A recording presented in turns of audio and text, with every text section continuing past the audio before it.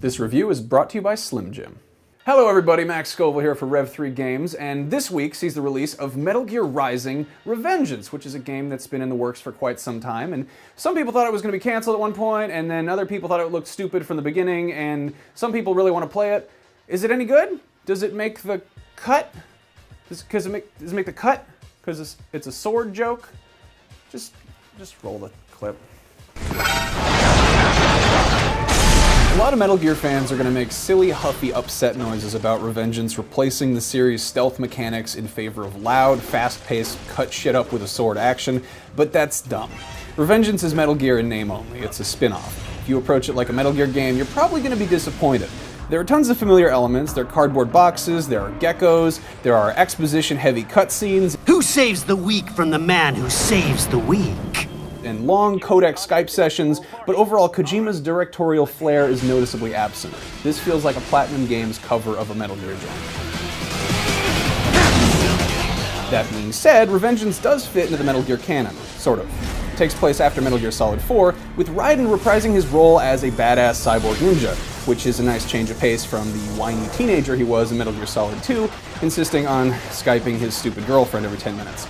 That being said, Raiden's still no Snake, but at least this time he's grown some balls. Or had his existing balls cybernetically augmented, or whatever. I think it's time for Jack to let her rip. If you're not familiar with Metal Gear lore, that's okay, because the plot of Revengeance is pretty absurd and nonsensical, even by Metal Gear standards. Former child soldier and current cyborg ninja military contractor Raiden finds out that bad guys are kidnapping orphans from third world countries and turning them into cyborg child soldiers, or something like that. And as you might expect, this hits very close to home for Raiden, so he proceeds to kill everything in a 10-mile radius by cutting it into a pile of bloody exploding chunks. Get it? He's getting revenge with a vengeance. Revengeance. I know, it's still not a word. At a glance, Revengeance is a pretty straightforward hack-and-slash beat-em-up. You alternate between two attacks and string together combos to take out different enemies. However, Revengeance shakes things up by letting players go into free slice mode, which is basically a cross between Max Payne's bullet time mechanic and Fruit Ninja. You know, the part where you cut up the fruit.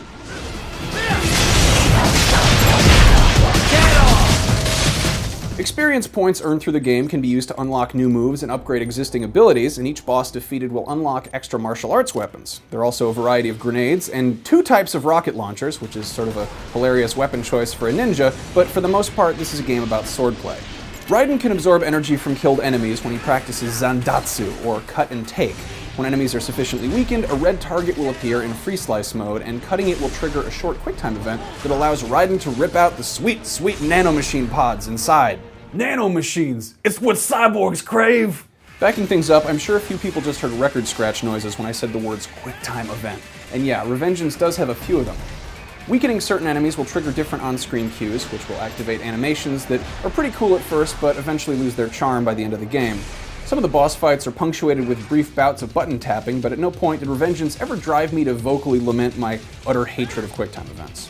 Metal Gear Rising: Revengeance is a fun game. While other Metal Gear games in the series have kind of pushed the boundaries of storytelling, sometimes venturing more into movie territory than games, Revengeance seems very well aware of the fact that it is a video game, and in spite of some dark subject matter, it never really takes itself too seriously.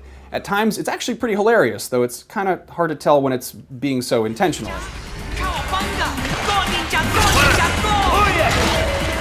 If you're a fan of destructible environments and props in a game, you won't be disappointed. My biggest complaint is with a camera that's hyperactive at best, and at worst, it can really actually mess up your game, especially in some of the boss fights. Other than that, there's really only one bad thing I have to say about Metal Gear Rising, and I know for a lot of people this is actually going to be a deal breaker. It is a very short game. Not counting any of the cutscenes, my initial playthrough clocked in at 4 hours and 38 minutes, which isn't that much time. Now, bear in mind, Revengeance is a game that's meant to be replayed. It's very arcadey, and each section of the game gives you a letter grade when you complete it, and for completists, the collectible dog tags present in previous Metal Gear games have returned in the form of ID-tagged hands to sever from enemies, and there are also a pile of VR missions that can be completed.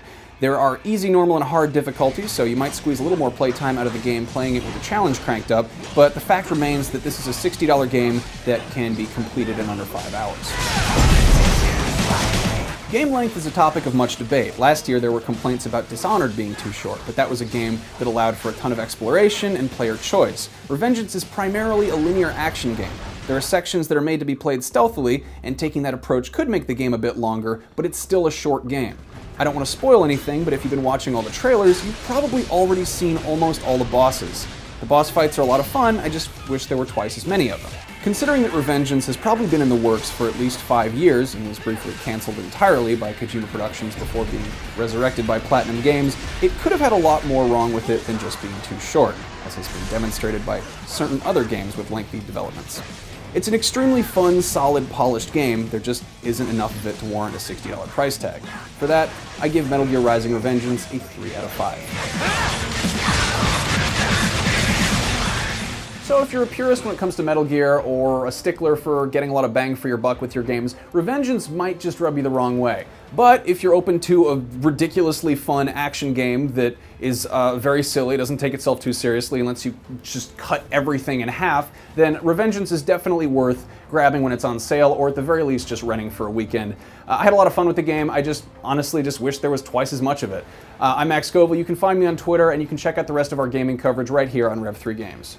I'm gonna go cut. I don't have any cut puns to put here.